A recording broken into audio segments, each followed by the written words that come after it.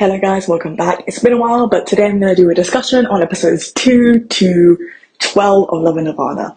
And it'll be a kind of general discussion. I won't be going episode by episode, so just let's get right into the discussion. So, first of all, I want to say, after watching the first 12 episodes, in my opinion, the second male lead is a redder flag than the male lead.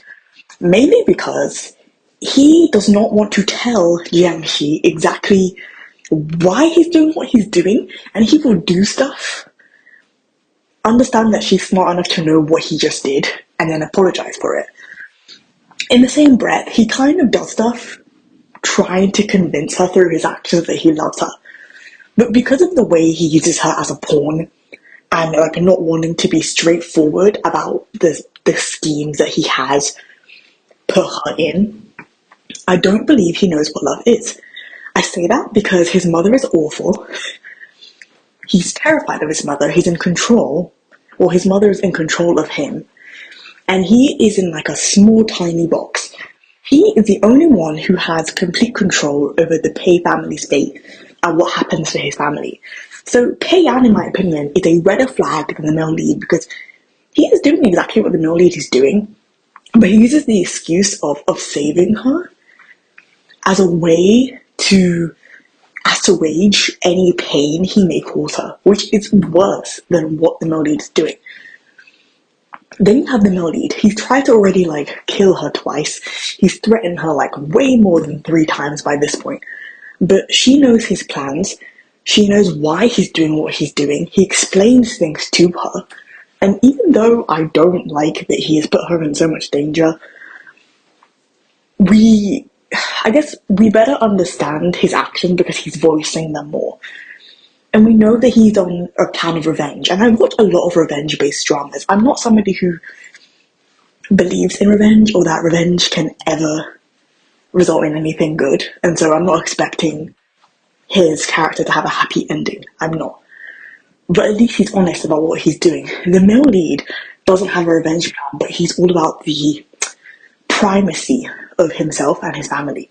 Primarily his family, not really himself, but I guess you could argue he has selfish ambition.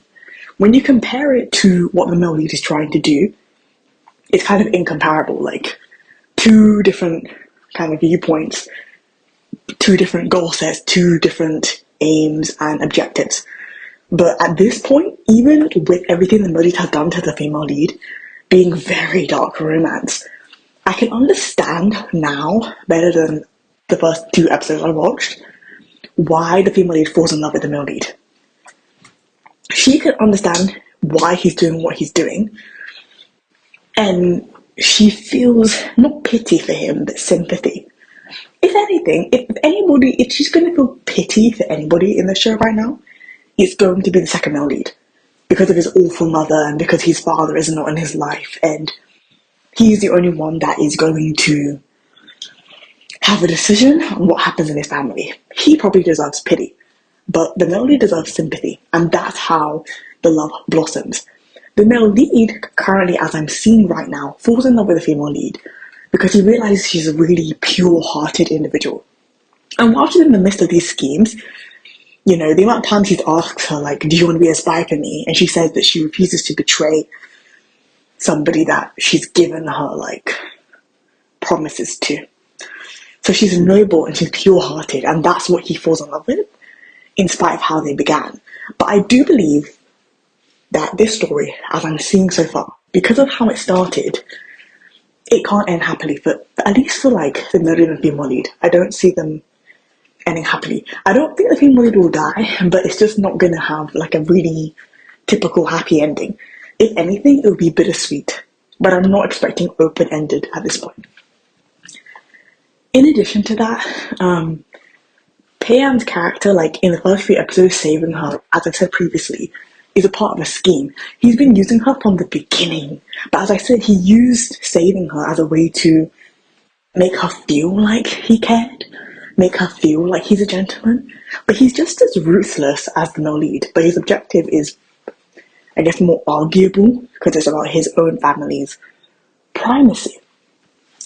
Let me know what you're thinking about Love and Nirvana in the comments below. Let's talk about it.